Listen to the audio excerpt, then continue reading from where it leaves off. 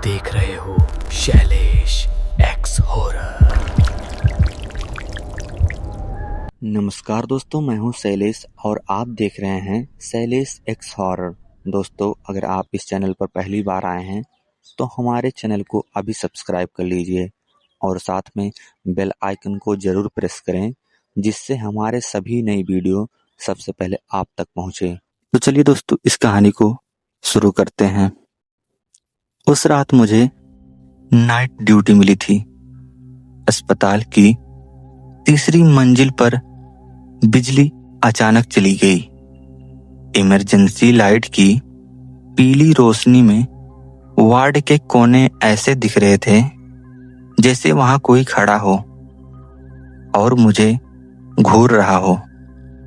फर्श पर कदम रखते ही मैंने महसूस किया कि हवा कुछ भारी और ठंडी हो गई थी। वार्ड नंबर 6 वही वार्ड है जिसे 5 साल पहले बंद कर दिया गया था और जिसको लेकर पुराने स्टाफ हमेशा डर और चुप्पी से बातें करते थे। मैं फर्श पर बैठा था, हाथ कांप रहे थे, माथे से पसीना बह रहा था और मेरी नज़र सीधे उस लोहे के दरवाजे पर जमी हुई थी। ताला खुला हुआ था। मैं याद कर सकता हूँ कि ड्यूटी शुरू करते समय यह ताला पूरी तरह बंद और जंग लगा हुआ था। फिर भी अब वह आधा खुला था। अंदर से धीमी घिसटती हुई व्हीलचेयर की आवाज़ आ रही थी। मैं घड़ी देखता हूँ। रात के 2:45 हो रहे थे।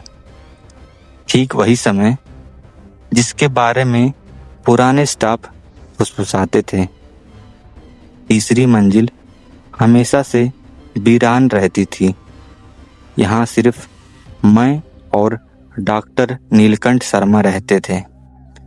डॉक्टर शर्मा उम्र में बहुत बड़े थे।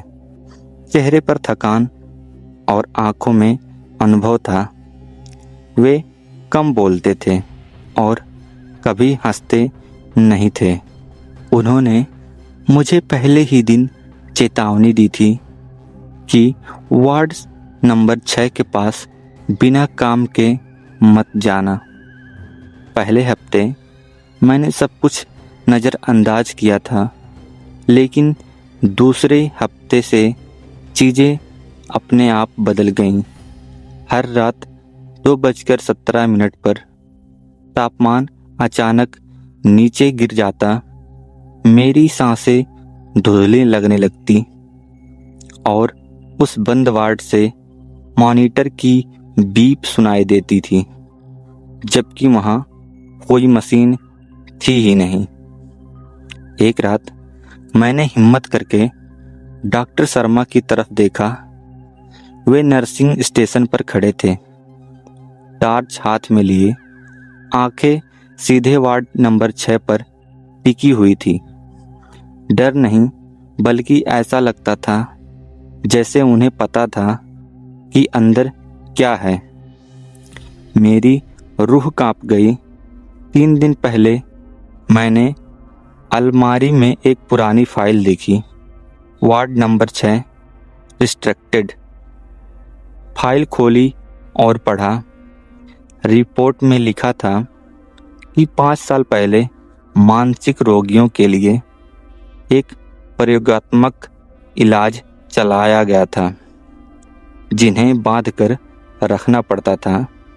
रिपोर्ट में 3 नाम थे।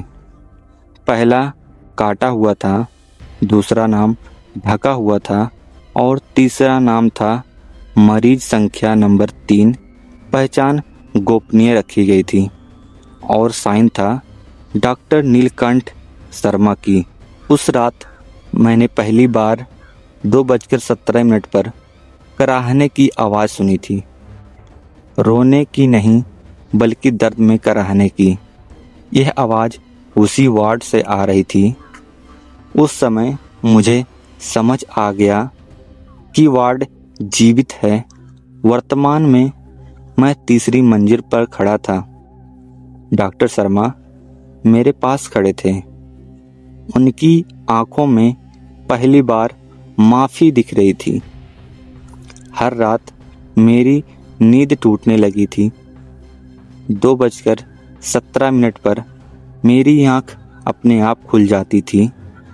दिल तेज धड़कता, कानों में वही मॉनिटर की बीप गूंजती। मेरी कलाई पर लाल निशान दिखने लगे, जैसे किसी ने कसकर पकड़ रखा हो। जूते के तलवे गीले मिलने लगे, जबकि बाहर बारिश नहीं हुई थी।